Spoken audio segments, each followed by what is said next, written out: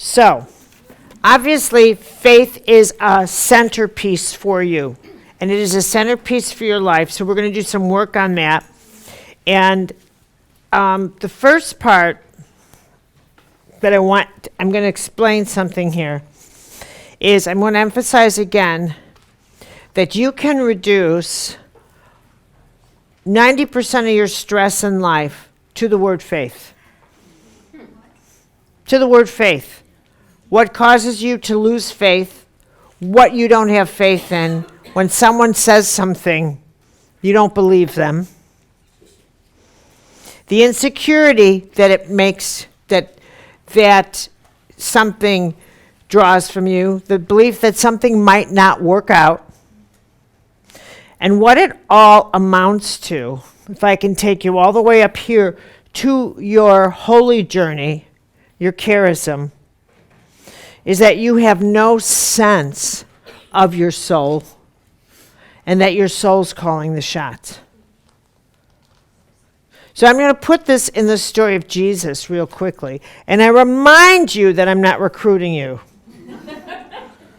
I remind you, and I'm not going to say it again.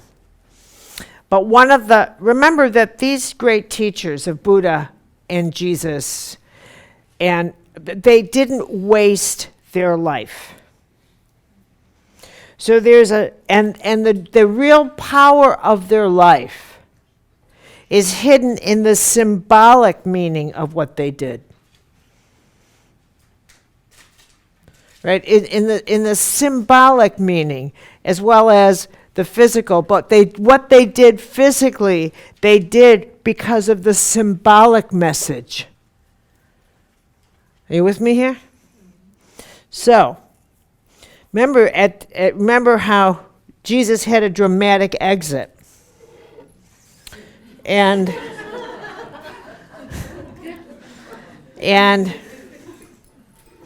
so I will remind you of his exit, and that at the physical level, he goes to Jerusalem. So that's like this first column. I'm telling you about from the first column. And he has this dinner with the boys and his wife, Mary Magdalene, and he was married to her. And so, what is that? Okay, he was married to her. And then, like after dinner, the scene begins. And Judas takes flight. And they go to the Garden of Gethsemane. And of course, he kneels down and he says this prayer. And of course, we don't really know if he said it, mind you. Nobody was there recording things. Can I get this on record? But supposedly, he said this prayer, I don't want to do this gig. Like, this sucks. So if I could do something else this weekend, I would really appreciate it. Now, the important part, this is Carolyn's version of the Bible, but this is what's important here. And that's several things about that. Is that everything that he did was a template for the way we will do things. Absolutely everything. Absolutely everything. What he was doing was, if you can imagine doing a cosmic template, a cosmic imprint, like this is exactly what you're going to do. So I'm going to do it first, and I'm going to etch it into the cosmos. Because this is what you're going to do. This is why you're going to do it, and this is exactly how it's going to play out for you. So when the time comes for you to have a crisis, you will ask for that crisis to be lifted. You will. I promise you. So I'm going to tell you what's going to happen. I'm going to ask for it to be lifted. And this is how God will answer you. Zzz. Zzz.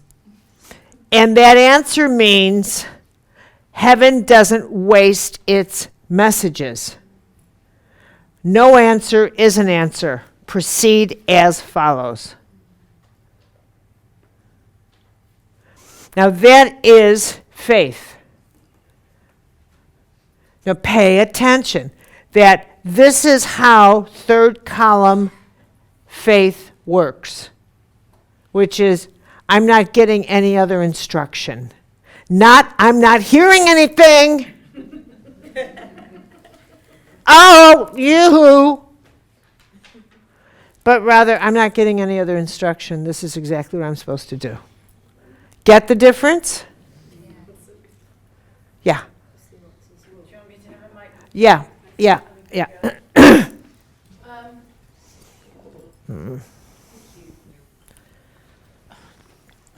A strange question, actually, for me. I don't.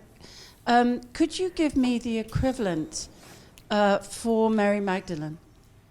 In what? In the metaphor. What is it about her life experiences that you could? Not right now, but ask that as soon as I'm done here, and I'll pick it up with Mary Magdalene. Okay. Okay, because what you're doing is kind of like saying, can we stop this film and introduce another? Really? Yeah. Yeah, let me just finish this Jesus, and then we'll pick up with Mary. Okay. After the scene in Gethsemane, Jesus goes in, and he is, as you know, betrayed by Peter, betrayed by Judas. And what was their thing? It was about faith. Again, it's about, we don't have any faith in this guy, and we have other things to do. And maybe if Judas's whole big gig was, maybe if I set him up, he'll finally find a backbone and fight. Okay, Peter was just the coward that he was more or less for quite some time. Again, faith. So this is going to be, as the message was communicated, this is going to be an issue for human beings forever. Faith is never going to be an easy thing to develop, ever. So now he's brought in front of Caiaphas, and Caiaphas says, take him to Pilate. Now, this is what is, I think, so delicious, because Caiaphas is like, he's Jew. I really don't want to deal with this guy. Give him to the Romans. And so Pilate knows he's innocent. He hasn't done anything. And he knows he's this Jewish, and that the Jewish, the Sanhedrin and the Sadducees, they're just like, Jesus is their nemesis. And he thinks, why am I dealing with this Jewish man? I'm Roman. This is just awful. Like, oh God. So he says, maybe if I beat the crap out of him. Now, what's important here is what Jesus is doing in his life is he's actually living every one of the trials that we use that validates why we get to hate people. If I'm abandoned, poor me. If I'm humiliated, poor me. If I'm abandoned by my friends, if I am falsely accused of something, I get to hate you. So he has to go through all of this because we allow ourselves to get even with people on the grounds, you abandoned me, you humiliated me, and that gives me the right to get even with you. To get even with you. And and the burden on Jesus was, I have to have faith that there's some kind of reason for this. It wasn't revealed to me. I wanted it to be revealed to me, but it wasn't. So I just have to hang tight that maybe I'll get a Vatican out of it. No, sorry. But maybe there is a reason I have to go through. So even this man had no idea why he had to go through this. But he did. So and here's Pilate saying, give me a reason for this. I mean, because I could say something, because I can let you off the hook. And this, it to me, is like the best part of the whole show, because he says, nah, I made this agreement with my father last night, and you're working for me. Is that not great? And Pilate screams, get this man out of here, and give me some water so I can wash my hands of this man. So even in that, there's this profound moment of faith where Jesus more or less said, look, this sucks. I don't get it, but I made the agreement, and now every single person is part of this drama that I command. That I command. So this is my drama, not yours. Mine. So even though it looks like you're in charge, you're really not. And Pilate screams, get him out of here, get him out, get him out. So Jesus leaves, and then he goes and he gets himself crucified. He's crucified, of course, but while he's hanging on the cross, he screams, this sucks. You've abandoned me.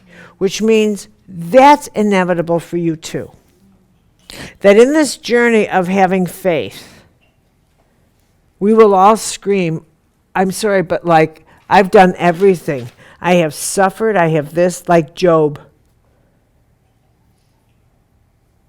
So then he finally looks around and he says, what have I forgotten to do? Oh yeah, I have to forgive them. I have to release every player in my drama. And that is the ultimate act of, I have to forget. I have to release everyone who participated in this drama. I have to pull up my anchors. I cannot be attached to anybody. And then he says, and now I'll release my spirit. I am free to go. I am without anchor. I don't have to wait for God. I'm done. I'm out of here. So releasing his spirit became his call. But he had to pull up his anchors. Okay? So he says, that's it. I'm out of here now. Bye. Not coming back to this nightclub. And so what forgiveness is about is not about us saying, what you did, boo-hoo-hoo, boo-hoo-hoo, doesn't matter to me. Because all you're looking for then is to break someone in half so they can say, oh, did I hurt you? Whatever was I thinking? Because nothing will satisfy you. Nothing. What forgiveness is about is you realizing, look at the bitch I am. Look at the monster I am.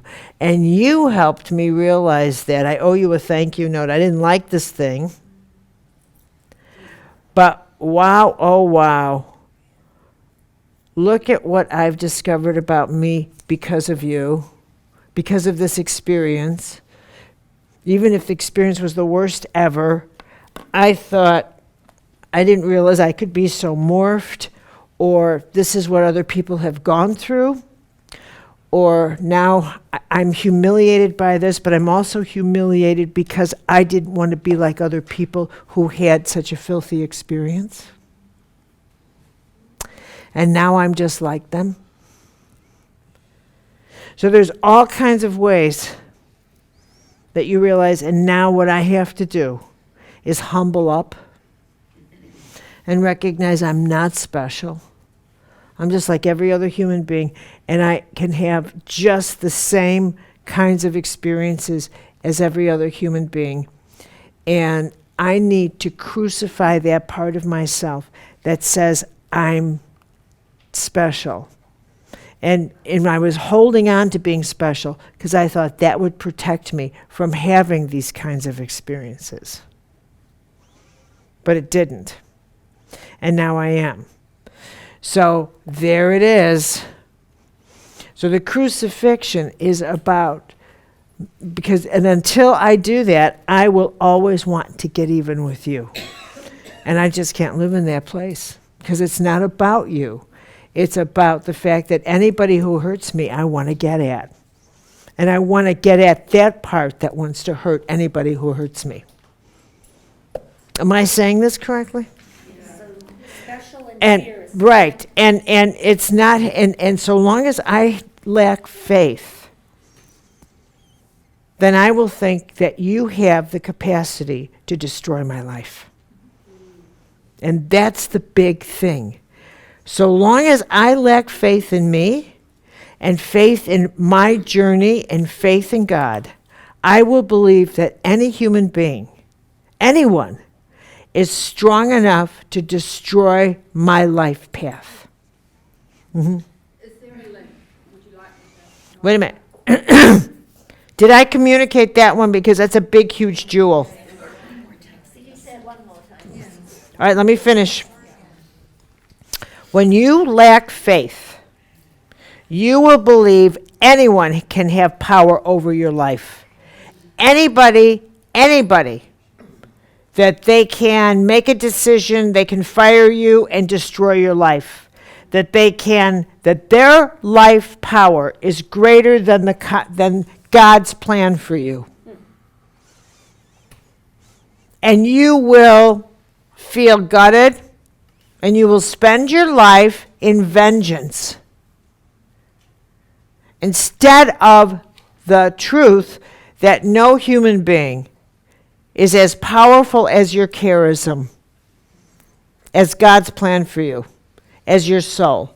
But if you choose to believe that, and you anchor yourself in vengeance, then you have anchored yourself in vengeance, and you've made a choice from lack of faith.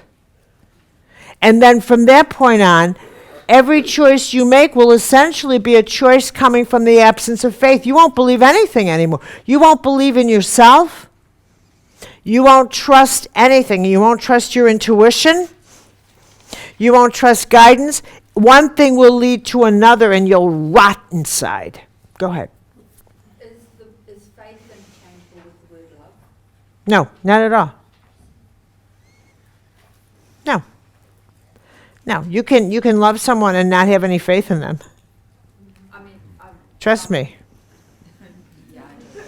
Yeah, you can love someone and not believe a word they say. Self-love, like is faith the equivalent to loving yourself? Is that microphone on? Okay. Yeah. Okay. Now, say again. I'm thinking more of self-love. Is loving yourself the same as having faith in yourself?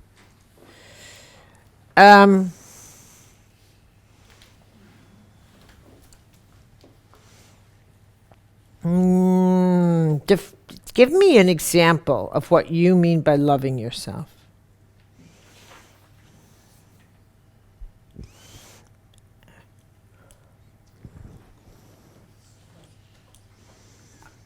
I have to constantly remind myself to love myself. And what does that mean?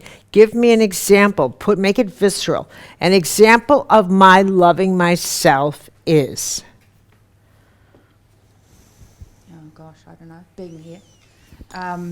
Being here would be an act of love, a gift to myself. Okay, an act of caring for yourself. Yeah. Okay, now, does that translate to you as having faith in yourself? No, it is different. No, No. it's totally different. Yeah.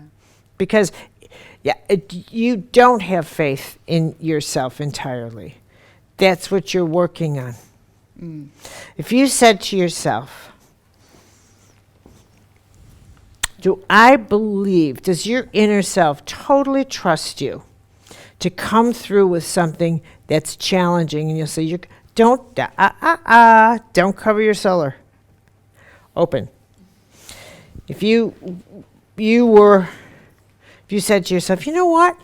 I'm going to do that. I'm going to do whatever it takes to do that. And I'm going to start right away. Would your inner self trust you to pull it off? Yeah. Yes. Yeah. The delay would be committing to the action. That's where. No. That's where you're sabotaging, because you can't delay. No, that's where you're playing the game. Now you're playing the game. And you're saying, sorry, but it has to be on my terms. It has to be when I'm comfortable and when it's convenient, and that's just it. Creation isn't about comfort or convenience. It's about now. Now. And that's the thing about downloads of intuition. When we get downloads for instructions, when heaven talks to you, you have to act exactly when heaven talks to you. You can never say, it's not convenient. And that's what people do. They dismiss their intuitive hits because, it's not convenient. And because they don't know what it is to have true faith in their intuitive hits, meaning this isn't from me. So I have to listen to this. I have to, because it's not from me.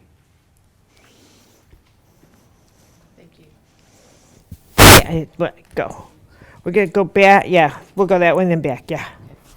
So my question is also for faith. So when we ask ourselves, why am I here on this earth? What am I supposed to do? And you don't get that hit. You never really know why you're here. I don't think Jesus knew the effect he was going to have over 2,000 years. So the question is, if I continue asking myself, why am I here, and I don't get an answer, is it because I don't have faith in myself to just do?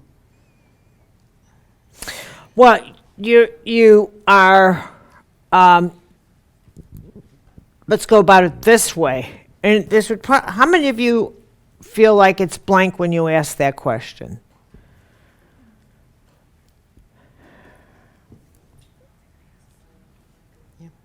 I think I was 10 years old the first time I asked, and I don't think I've ever gotten a real original hit. Tell me I what you trusted. think. I mean, how would you know? What are you looking for that would satisfy you? I don't know. Make It's something why up. I'm on this earth. Make what something am I up. supposed to do? Maybe. Well, maybe make something up that would satisfy you. Fantasize. Because you obviously have a glamour answer in mind. Fantasize. Give it your best shot. Give it my Like, best so that you'd finally say, well, then that's it. that I've done something to help the world where. So you're looking it's for a better place. past, you're looking for a gold star for something you've already done. Maybe, yeah, maybe. That doesn't make any sense. Do it again. Do it again. Do it again. That won't make you happy because you're still alive. So do it again. Okay, so a part of me thinks back. No, pretend it's just you and me and no one else is listening, and knock it off with being embarrassed. Answer the question with a 4-star flaming butane fantasy. Butane fantasy that I am able to, let's say, start up a business, grow it, just rock it. Bring and it on. Bring it on. And life has not brought that battle to me, which is what I That's think success I to should you. accomplish, but nothing has come into my life to manifest that. All right, that's good. We're on to it now. We're into Fantasyville. Okay, let's go the other way. How about the rest of you? Can you match that? Are we into that? Yeah, write a book that helps the world. Okay, you want a big book. Okay, okay. You want to help the world so it helps you. Exactly. You want to help you with a I book. want to help me. Okay, you want to help book. Okay, good. Let's get it right. Leave the world out of it. Okay. Now, here's ask the question this way. What am I missing in my life that I keep asking that question? Answer that question. What am I missing in my life that I keep asking for my purpose?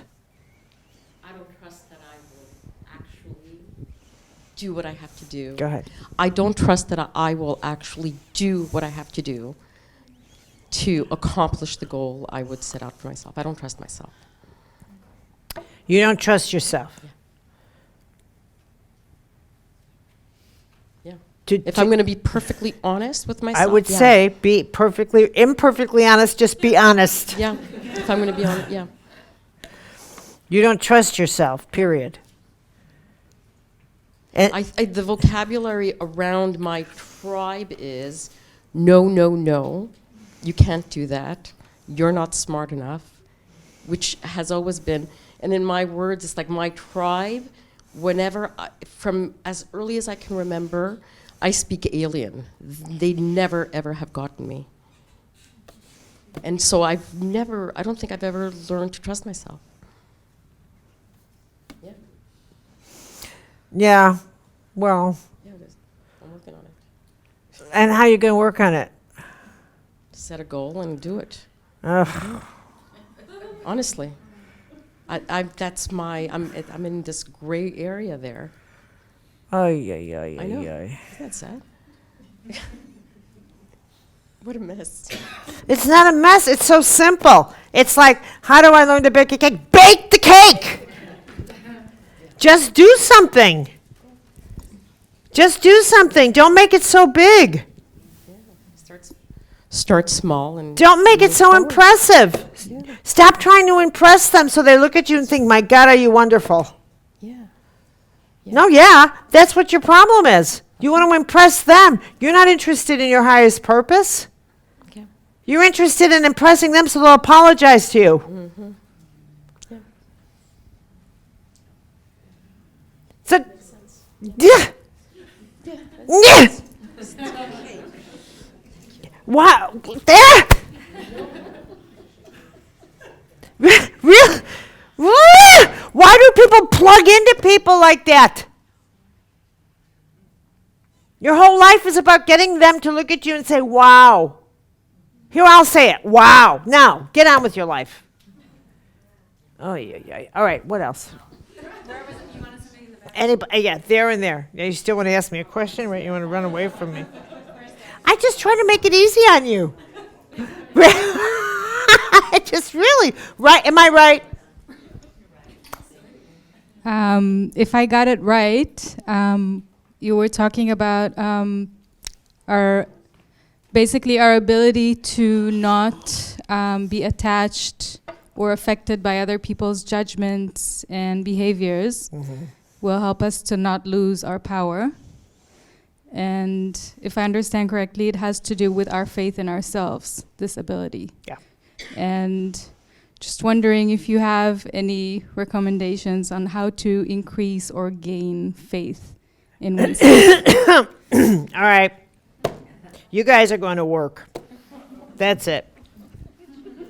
What this calls for is a good old-fashioned exercise. Because the first thing, you really need to identify, you really need to say, these are the ways I lose power in myself. This is it. Because I don't have any faith in myself. So this is why I give my power to other people. This is why I don't answer the truth. This is why, because I just have any faith that I'll be able to take care of myself. So when you say, how do I get faith in myself? Faith is earned. Faith is earned. It's not about deep breathing and changing your diet. That will never do anything. Anything. Because this first level of faith is visceral. It's visceral. You got to earn it. You got to earn it. You got to be able to say no when you mean no.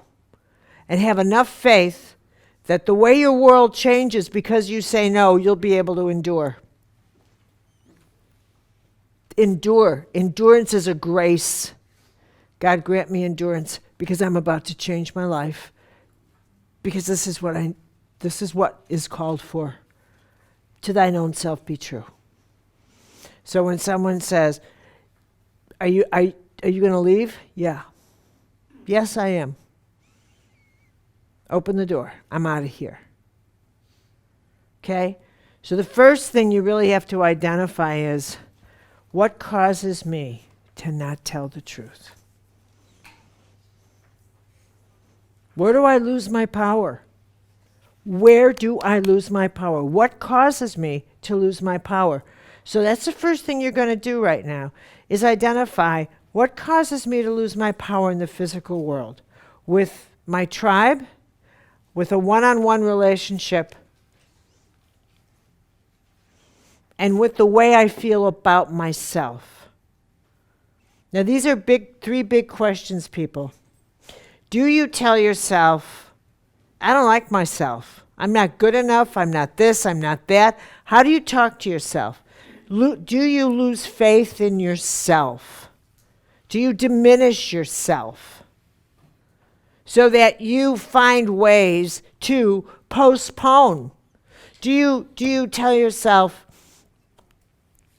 I don't trust my own guidance. I don't trust myself here. Do you constantly run to others for approval because you don't approve of yourself? So if someone said, if you had a hit, if God said, hey, do this, you thought, wow. But instead of having faith in yourself, you go to someone else and think, I had this hit. What if they said, you? Why would you get an intuitive hit like that? Why would you? Who do you think you are? One of the reasons people don't heal fast is not because you're not lighting enough candles, not because you're not saying enough rosaries or enough prayers to Allah or enough whatever. Not at all. It's because most people do not have the self-esteem to have an experience that they can't validate by themselves. That when other people say, I don't believe you, they collapse. That they have to have their experiences validated by all these other people, and they say, don't you believe me? Don't you believe me? And the moment they say, why would God heal you? I don't believe you were sick anyway. And the last time they saw your arms were like this, and now your arms are working, and they're saying, you were faking it.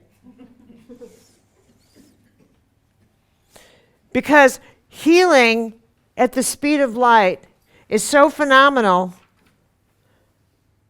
And being selected, having God, what is a miracle? It's when God bends the laws of the universe for you. Which means that in this intimacy, God heard you and said, I'll be right there. And took you and repaired you in a way that is not ordinary. And only you know that happened. And when faced with other people who said, I'm sorry, but that's not possible, that's right, that's why it's called a miracle. But it is possible if you understand the laws timelessly. This is horizontal time, this is vertical time. And if you understand, even like Jesus said, these and other things can you do, just get the laws. These are how the laws work behind your eye. This is how they work in front of your eye. Behind your eye, in front of your eye. Behind your eye, in front of your eye. This is how it works. This is not a big deal. Put the two together and you have relativity. And that's the middle. Behind your eye, in front of your eye. And the two together is relativity. When heaven interferes, it goes whoosh. Jesus said, who touched my robe? I felt the power go through me. And she was healed instantly. Instantly. Behind your eye, in front of your eye. Leave it to the world in front of your eye, and it heals at the speed of nature. Dense matter. The cycles of nature. The speed of the sun and the moon. Put it within you, and it's a combination of the speed of nature and your consciousness. Turn it over to heaven completely, and it's instantaneous. Are we with me here? Okay. But in order to heal at that speed, you have to be able to fly at that speed, which means you don't have any attachments. You have to be able to fly like a mystic, to run like a mystic, to perceive like a mystic. And when someone says to you, don't be ridiculous, that doesn't happen, you can't turn around and say, you're not validating me. You can't do that. You can't have such a spineless, obsequious spirit. You have to have that kind of soul that says, that can take that kind of tsunami of the lack of faith of everybody else. Because it'll come at you. And their lack of faith can't disrupt what you know to be the truth. That's the power of the mustard seed and the mountain. You have to be a mustard seed. You got to be a mustard seed.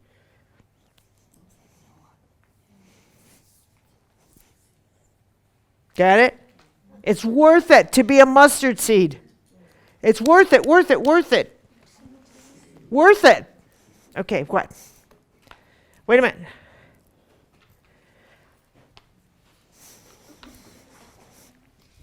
So I'm wondering, in order to, it seems to me from everything you've said, where I go next, or where is to let go of the attachments, is to work on who I'm attached to and am concerned about, whatever our agenda is between us, to work through that and let go of each attachment, because it's incredible, it's critical to not be attached at all.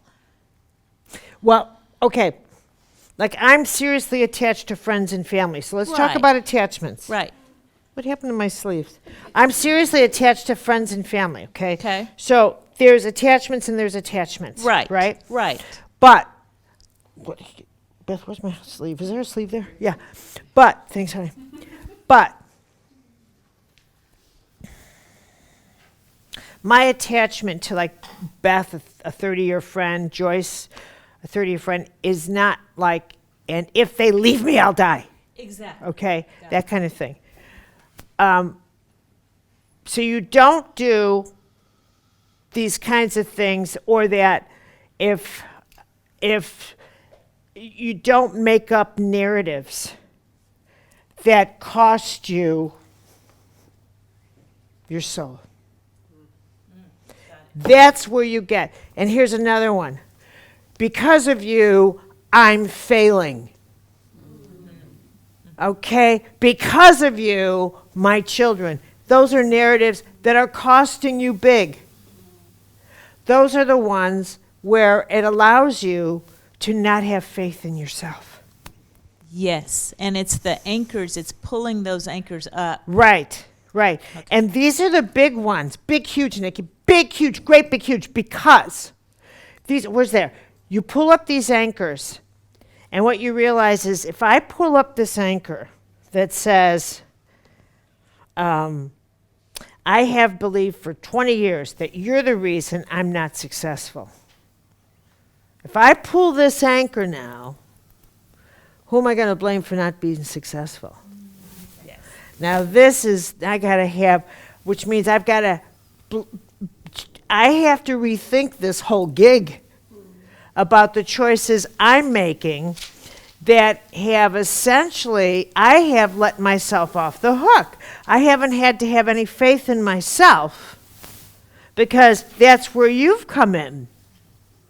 All I've had to say is, I don't need to have faith in myself, because you served as my faithless wound. Got it. And now that I've let you go, I'm stuck having to have faith in myself, or admit that I don't. And it's been my fault all along. So now I have to get on with the business. How do you develop? You get on with the business of saying, okay, it's time to let you go And now I have to get on with the business of empowering myself. Yes, got it. Got it. I can't use you anymore. It's been fun, but you're gone. And the next step. And then, like Saint Benedict, when the time comes to let you go, and that whole part of my life, I have to really pray. We'll talk about prayer a lot tomorrow, but I have to really cross the bridge into the life without you and never look back. And have to start building now my sense of self from scratch. I can't allow that ever to come in again. It's over. And now we start building. So how do you do this? You have to make these decisions now based on, I have to develop faith in myself, which means I start praying, God, give me some guidance here. And I start small. And build. I have to watch myself because I know my tendency will be to run to others and say, do you believe in me? Do you believe? And I have to stop myself because I'm looking to be adapted by somebody. So I don't have to grow up. That's my child archetype. So I have to stop my child. I won't do that. So I have to grow up and have faith in myself that I can make it. But I'm scared. Of course I'm scared. Everybody's scared. This is the human journey. That's how we do it. Everybody's doing it. Some better than others, but we're all in it together. This planet's the planet of orphans and broken toys and misfits. Okay? All right, we're all in this together. Nobody was born with self-esteem. Nobody was born all ready to go. Nobody was born knowing who they are. Nobody was born knowing anything. Come on. Don't ever look at another person and think, I bet they were born enlightened. Stop it. Put your head in the toilet. Nobody was born at all already a winner. Stop it. Every time you look at someone, look through your heart and realize they're as scared or vulnerable as you are. Don't let a label on their clothes fool you. The more labels, the more scared they are. If anything wants to make you dump labels, that sentence should do it. Yeah. Well, before you just spoke, I was going to ask you because I was taken with the fact that you talked about. You don't mind if I pour this because I'm talking. I just need some tea. Go. About, when someone's shrug upsets us and it shows, she said something about it shows what an amateur I am. Don't you? It sounds so cute with a British accent, but go ahead. Yeah, and I need to be able to take command of my soul. And I was thinking, yes, I need to ask when those things happen, what hints to take command of my soul, and also when I know that I'm being hemorrhaged from a hook, what tools can I have to kind of come back? But after what you just said, now, it's much bigger than that. It's like, whoa, if I've spent so many years... Oh, Lizette, my darling, go ahead. Kind of saying, I can't be what I'm meant to be in life until you're okay, and it's because of my husband or my children that I'm not developing. That's all a load of shit. Doesn't it sound good with the British accent there? It's all a load of shit. Complete, total shit. It sounds so good with a British accent. It's my ex-husband. It's everybody's fault. It's all a load of shit. I'm going to have to say it that way in the future. No one will take me seriously, but I'm going to do it anyway. And then the tears come a little bit from, well, is it too late? Can I be bothered now at this stage to change? No, you'll never change, Lovey. You're just so good at it. Do you think? Mm-hmm. Do you think this is it for this lifetime? No. No, but I think you'll give your husband a run for your money, run for his money for a long time. But I think No, present this was husband. the But I one with do the think hook. This one's what you'll do is let yourself off the suffering hook. Just Uh-huh. enjoy yourself. that sounds good. I'll take that. I'll take Just that. enjoy I mean, yourself. I'm never going to write that book. I would have done if they weren't around. I mean, you So just what? enjoy yourself. You want to write? If not, let yourself off the hook. Stop creating a great. You're not Charles Dickens. Stop creating a great. If you want to write. If not, who cares? Who Thank you. cares? Yeah. Who cares? But stop suffering. That's Yeah, the point. stop suffering by creating this idea that you're not anybody unless you're competing in some kind of market of being an author and somebody. Stop it. Stop it. Do whatever you want. Thank you. Yeah. Take the pressure off. It's gone. Go ahead. Honestly, stop it. Enjoy yourself. Go. I'm loving this because I'm going to do exactly that. He's loving it too. Attaboy. And you agree with me too, Spike. Absolutely. Spike's getting better by the second. Do you want the mic, Spike? I just, yeah. What are you going to do? I just wanted to get this little moment of her thing. That means that to make the blank slate, I think I'm having an aha moment. Oh, the blank slate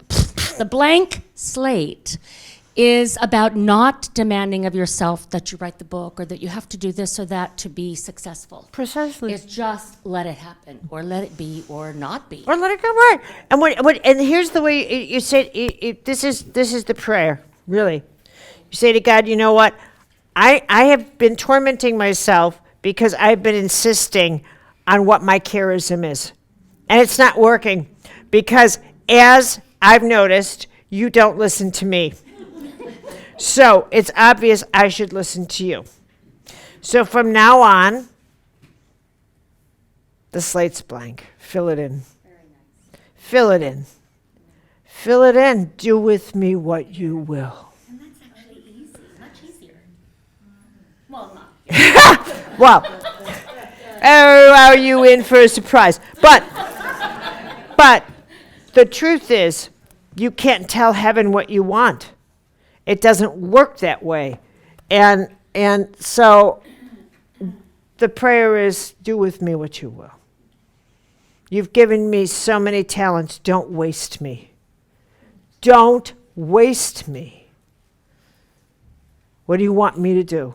Who do you want me to serve? Don't waste me. Use me up. When I die, let it say I died of creativity. I died of creative exhaustion. That's what I want on my tomb. She died of creative exhaustion.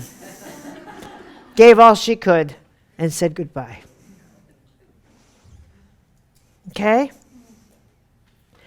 That's how you pray. You don't sit around and mourn because you're not getting your Christmas present. Stop it. Pray like you're crazy. Pray like you trust. Have a little faith. Have a lot of faith. Because if you think, I'm so blocked. No, you're not. You're stubborn. And you have a fear of being humiliated. That if you let God have at it, you will simply be disappointed. And it'll just be humbling. And the thing about that is, heaven often starts small. Very small, so that you don't screw it up. So you don't. With fantasies and expectations and braggadocious behavior and God knows what else. Everything about how our life works is to protect us from our own worst interests. Everything. everything is to protect us from our dark side. So our dark side doesn't get a hold of it first. Please remember that. Everything is to protect from our own dark side. I ended up in, of all places, Walpole, New Hampshire, in a cabin and then a farmhouse in the middle of where Christ lost his shoe. There's a big prison there, isn't there? No, that's Walpole, Massachusetts. Right, so you said New Hampshire, sorry. Yeah, New Hampshire. But they'd never put it in New Hampshire. But it's Walpole, yeah. But there, I mean, it was the most ridiculous place in the world for me. I ended up renting a farm. I didn't even know it was a farm. I thought I had a house with a front lawn. And I rented yeah, I did, yeah. And I ended up with a 40-acre farm, and you know what? And I sat there, and I was there like a few weeks. And this was one of the greatest little surreal moments of my whole life on this planet. I'm in my Cape Cod cottage, and I looked out the front, and I'm in the middle of the country. There's a country road, and this Cape Cod sits on the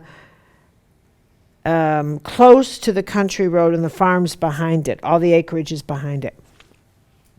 So when I rented it, the real estate person took me there. I walked in. I thought, this is the cutest little place in the world. And it was all furnished, and I rented it, and then I left, and I got a job in that cottage in 46 minutes. It was so, I should have said, how do you heat this place? But no. Anyway, and I paid for that one. So there I am, standing and I looked out the front window, and I saw the lawn and the street, and I thought, house, front, lawn.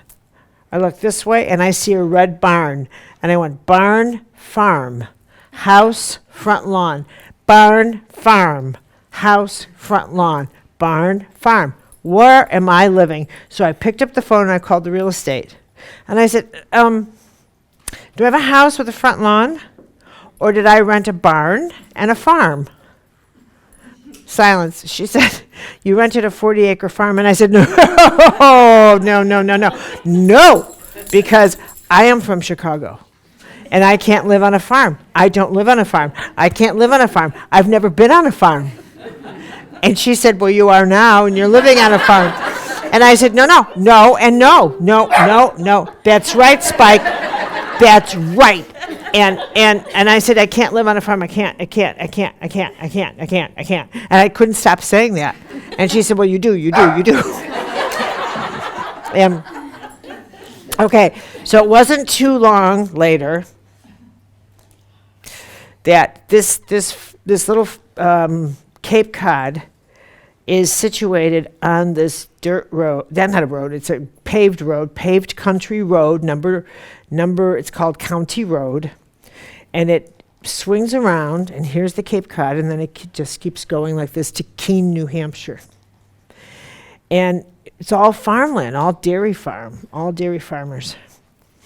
And so one day, I mean, I was there maybe this is way back in 1982. And this guy, I was there maybe 4 weeks. I was in shock. You have to appreciate it. I was in shock. I was 29 years old. And I hear, and I walk out. I have a Marlboro Light cigarette. I have a cup of coffee. And I walk on this porch, and I'm looking. I'm so in shock. And this guy says, hey, lady, move your effing cows off the street. And I said, and I look, and I thought, cows? Cows? I'm still adjusting to a farm and a barn, and I was, cows? And I said, what are you talking about? I don't have any cows. And he says, and here I look, there were cows everywhere. And I said, cows? And I said, look at that. And he says, what the hell are you smoking? Right? And I was, Marlboros? What? And I said, cows. Look at that. And I'd never been near a cow in my life. And he drives away. And then I know. And I was like, cows. I was in a sea of cows. And then this farmer comes, a typical New England farmer, comes down, he goes, clump, clump, clump. He says, come on, girls. And all the cows turned around and just followed him back. Come on, girls. And they and that was it. Come on, girls. I mean, and they just clumped back. It was so amazing. And they're, what the hell is and I didn't even see any of them until he said, get your cows out of there. And I was like, what the, whoa. You know, I so was in my zone. I mean, so in my zone. But all that time, you know, if I tell you, if I had been given a place that was glamorous or anything, or just anything but shocking, where I literally had to chop my wood, I literally had to fill this wood stove, I literally lived like that for 10 years. 10 years. I mean, literally for 10 years. I remember when someone said, you have to order wood. And I was, order wood?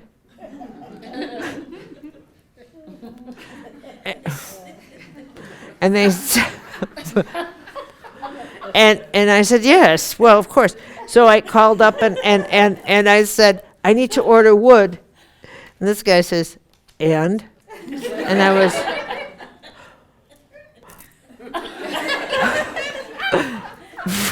so anyway, so they said, do you want a cord or two? And I was, so, and my first answer was, how about 6 or 7 cords? I had no idea how big a cord was. No idea. I was like, I don't know. You know, I don't know. So anyway, we kind of, so then he said, well, we don't have any wood. And I was like, so anyway, I went, and at this point I was renting half a farmhouse from these wonderful people, and I went in there and they said they don't have any wood. And Ray Fenner, who was the town minister and most beloved, said, why don't you call him in 5 minutes?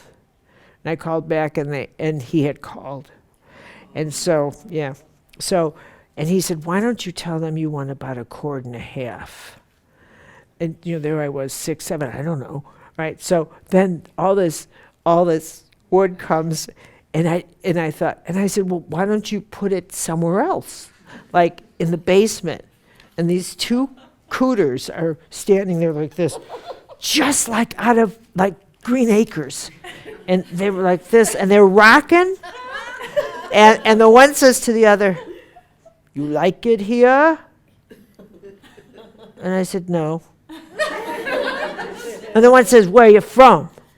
And I said, Chicago. And he looks at this one and says, Chicago. Like they've both heard of this. Like he can't hear me directly. So, and he says, you like it here better? And I said, no. And he, she don't like it here better. I'll never forget that so long as I live. And I said, what do I do with this wood? Whatever you want. And they walked out. Now, you can't leave here with all this wood. I left it there all winter. I didn't know what to do with it. Next spring, Ray said to me, honey, when you get some wood, let's put it in the basement, but you can't leave it all over the front. I said, all right. Unbelievable adjusting to that. Like it here better. And that same farmer with all the, this was the longest conversation I had with him. About 3 years later, so typical New England, 3 years later, I'm walking our dogs. We had a Doberman and a shepherd and a golden retriever, and I had a cat named Mousetrap.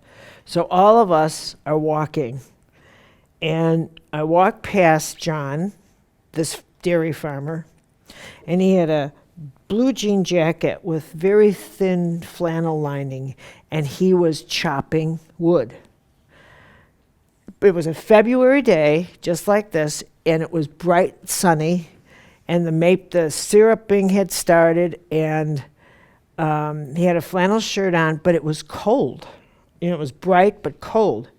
And I said to him, John, you're going to get cold chopping wood with just that jacket. Puts the axe down. This is the longest conversation I ever had with him. Ain't much of a chopper. You get cold chopping wood. I came home, I said, Ray, he talked to me. He talked to me. Ain't much of a chopper. Oh, my God. Okay. Back to faith. What's this mean? Oh, it's almost, I don't care. Okay. Well, what we're going to take a really good look at, so you may as well give it some thought tonight, is how you lose faith, where you're losing faith in yourself, and you're going to chart that tomorrow. And the important thing I want you to take a look at is that how difficult it is to change direction for you, to make a different choice. How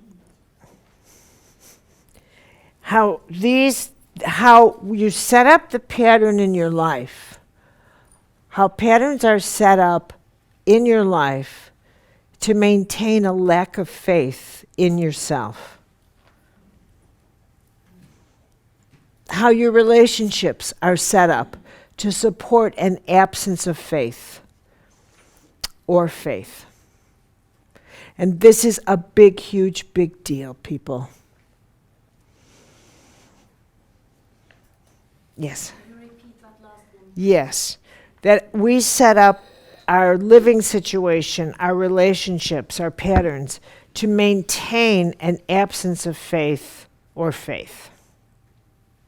Like, how often I hear my partner doesn't support what I do or what I want to do.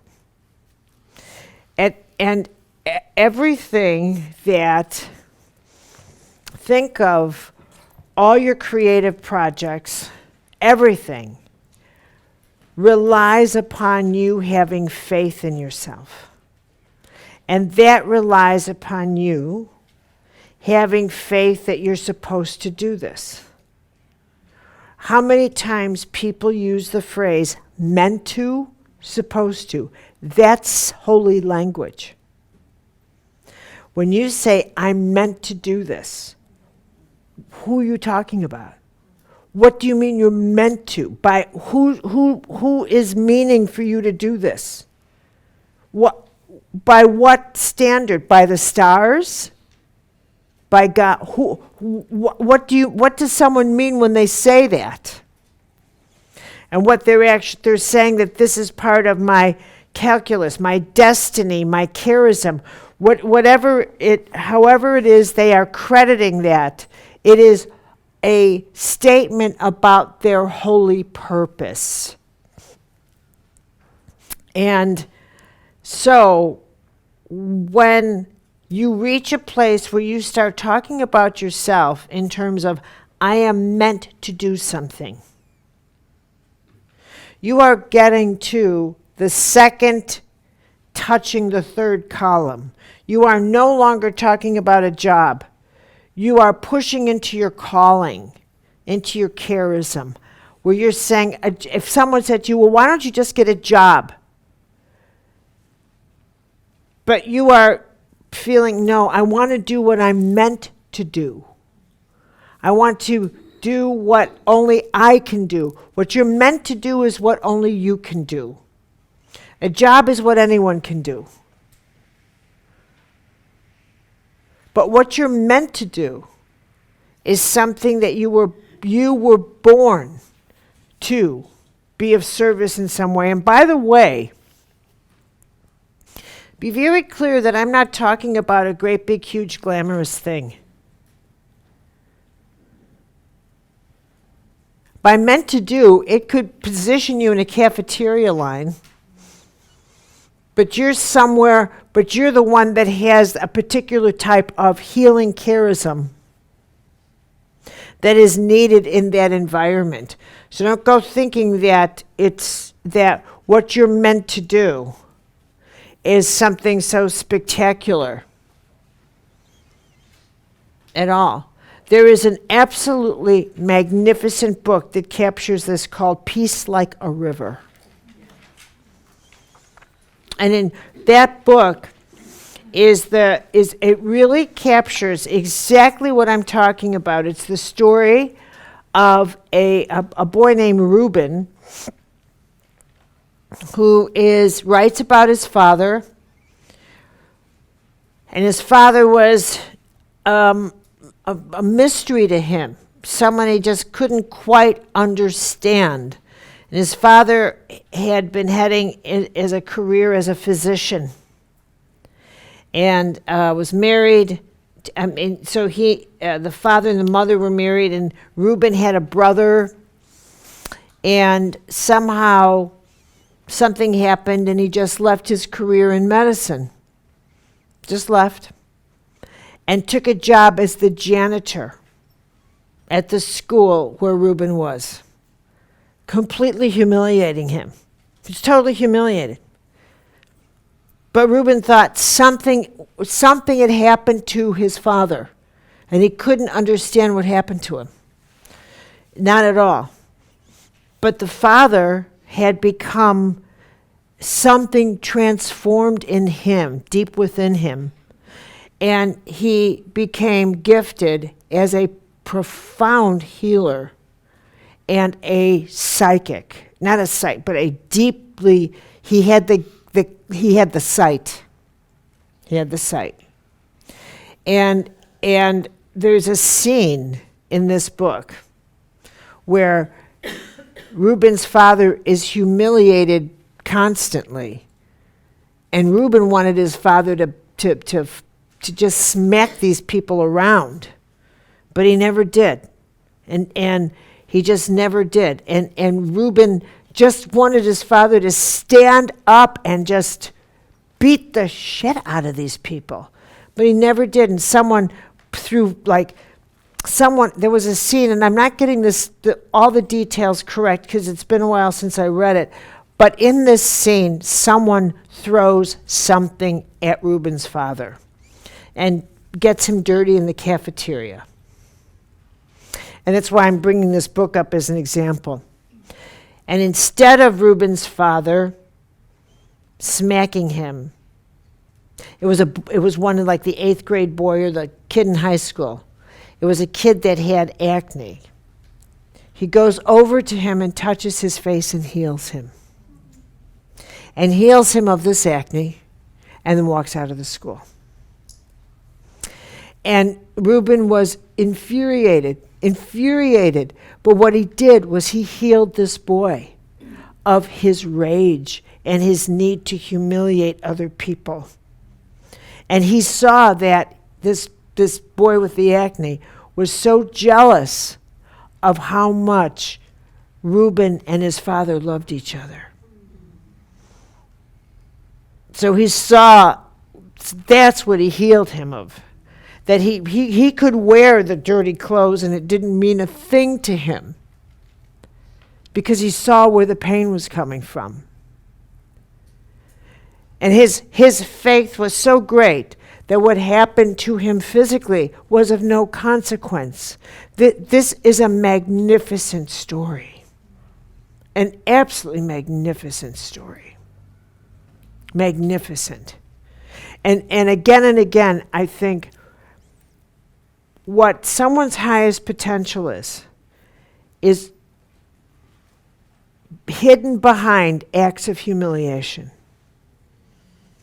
It's hidden behind tests that say, how protected do you need to be by the illusions of life and by the judgments of other people? I mean, because the highest potential is not about impressing other people. It's about service where you are instructed to go. and what you are instructed to do again and again. And I saw this when I wrote Invisible Acts of Power, and I think of that boy. I think of that boy who said, I love this story. I'll let you go, I will, I promise. But the story of he was going to town. I think he was like 15 years old, and he hears this man going, psst, psst. And he looks over, and here's this homeless man. He's homeless. He's a bag man. And this man says to him, hey, come here. Can you help me out? And the kid's standing there, and he looks around, and his first thought was anyone seeing me anywhere near this dirty man? And he says, come on. He says, just help me walk over there. And he points someplace. So this kid has a decision to make. He's afraid people will see him, and then he's looking at this man. And he finally decides to follow his gut that's telling him go over there to that man. So he goes over, and the man says, look, just walk with me a few blocks. I can't walk on my own. So they start walking, and this man says, do you live around here? So this young man, 15 years old, he's dealing with this homeless man who's got nothing, and he starts complaining about his life. He says, oh, his parents don't understand him, and he's just has this rough life, and yada, yada, yada, yada. And this homeless man says, well, you know, sometimes parents just do this, but things will work out. And this homeless man begins to counsel this guy. And begins to tell him things are going to work out, and you'll see, and parents love you, and you stick with it. And the next thing you know, they get to this other bench that this man said, would you just help me to get to that bench? And they get there. And this homeless man says, this kid says, you know, I'm kind of hungry. And the homeless guy goes, well, I can't help you there. And the kid rifles through, and he has a couple of bucks. And he says, well, I'll get us a McDonald's. So he goes and he gets a McDonald's. They both share a hamburger. And then this kid's looking, and the man says, thanks a lot. And then the guy realizes, he says, you know, I better get home. And the man says, yeah, I bet you're missing that clean home and that clean bed and a good supper. And the kid looks at this homeless man and says, yeah. And he says, remember to appreciate those parents, huh? And he says, yeah. So he goes home, and he tells his mom. And she says, you go find him. You go bring him back here. And he was gone.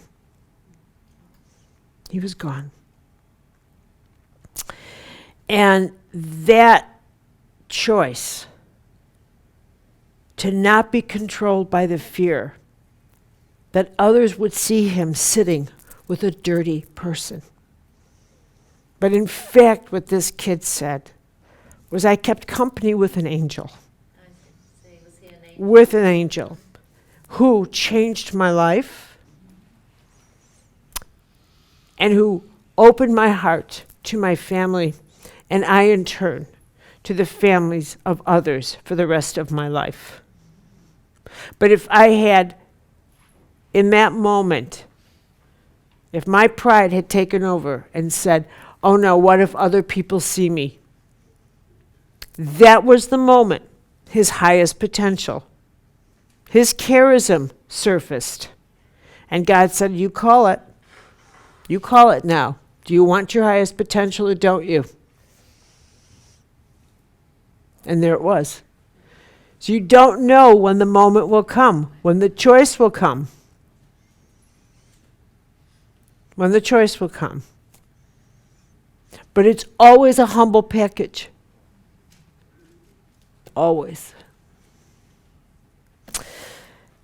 Okay, everybody. Long day. Good day. Okay, everybody. Have a wonderful evening. I'll see you at dinner. 6:30. Go out, walk a little bit. It's a gorgeous, gorgeous, gorgeous day. Thank you, everybody.